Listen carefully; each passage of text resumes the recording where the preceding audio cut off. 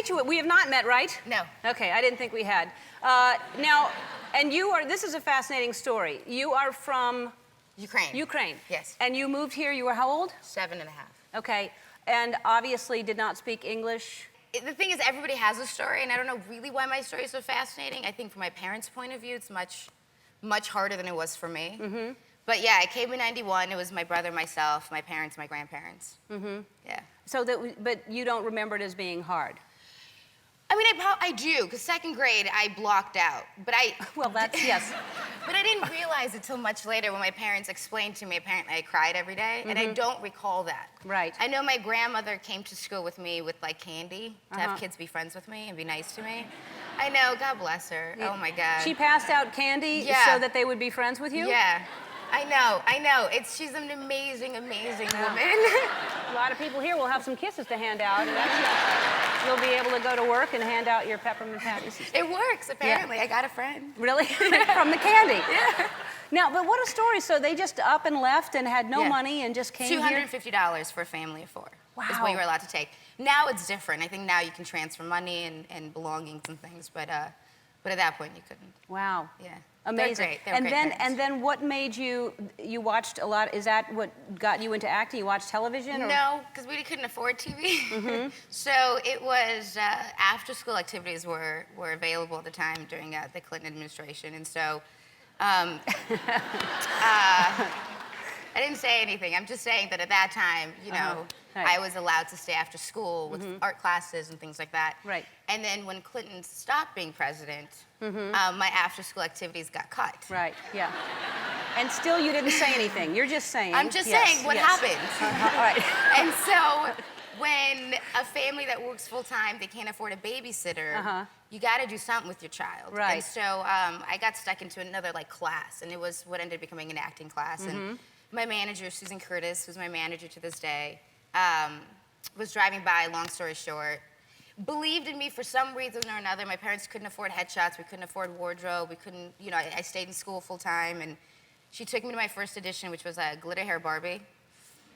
And I ended up getting it, and that's kind of how it started. Wow, that is your first. Wow. That's amazing.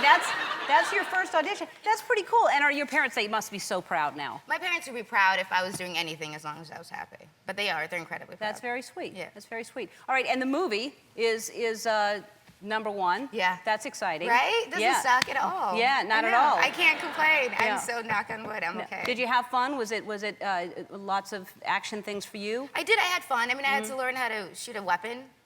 Hold a gun. It was really a lot more fun than I thought it was going to be. Like, I really liked it. Shooting a gun? Yeah. Yes. Yeah, it was strange. Yeah. Because I was so anti-guns my entire life. And I was like, wait, this is kind of awesome. Right. I mean, but I don't think people should have guns. I will not own a gun, but I think, like, in a But safe if you find environment. one, you could hold it and shoot it. Yeah. Right. I can, yeah.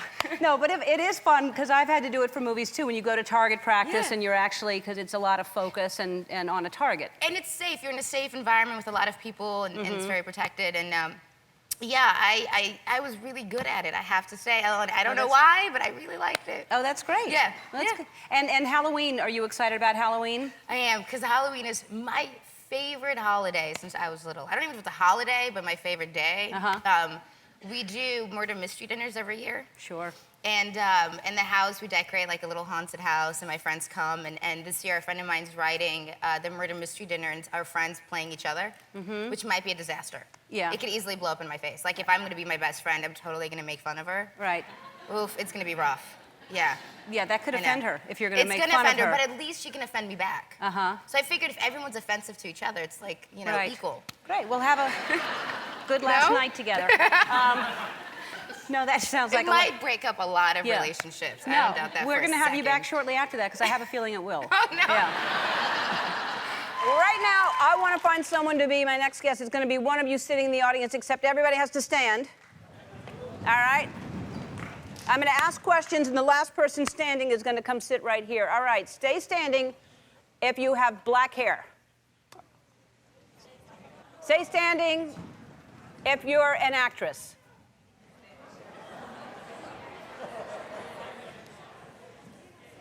Stay standing if you're married to Ashton Kutcher.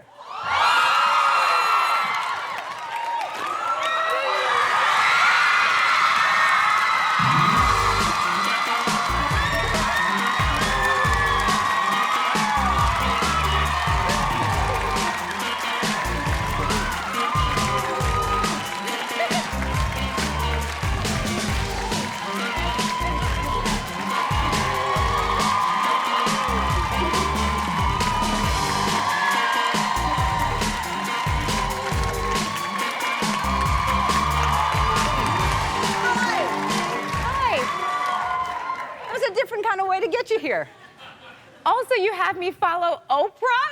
Yeah. It's like literally the worst thing. I was sitting there going, oh my God, this is like my worst nightmare come true. No, she opened for you. You're not following her. She opened for you. Yeah, no, I don't want her to open for me.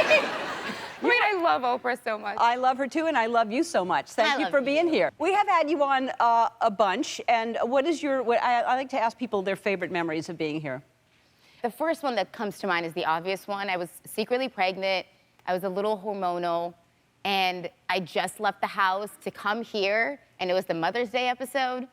And my husband, you brought him out to surprise me, and it was as if it was like my husband coming home from war. Like I was like teary-eyed, and so I just saw him 20 minutes ago. Like it wasn't, but I was so emotional. Yeah, I know. Look at me. I literally was like, I just saw him, guys. Like it's not like he's not like, but I think a lot of it, like you were always so kind to me. Like and I don't think people fully understand how uncomfortable this is, like if you don't know, like there's all these rules to these talk shows, and you were my first talk show where people were like, just go and talk, and you were so receptive to that, and you were so present, and so often talk show hosts aren't present. They have a thing that they do, and that's how they do it, and then they cut to commercial break, and you were always you just made it so fun for me, so I just want to say thank you. Very sweet.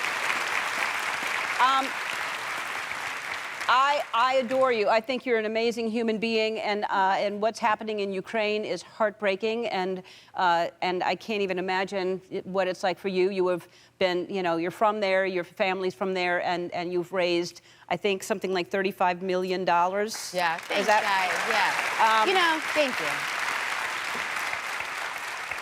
If I focus on it, it's like, how can I possibly be having fun right now? How can I be doing anything because of all the suffering that people are going through? But I have to look at it like, I hope I'm taking a little bit of pain away from someone who is going through that and giving them some happiness and some joy, because it is a sad place right now, and it is heartbreaking what's happening.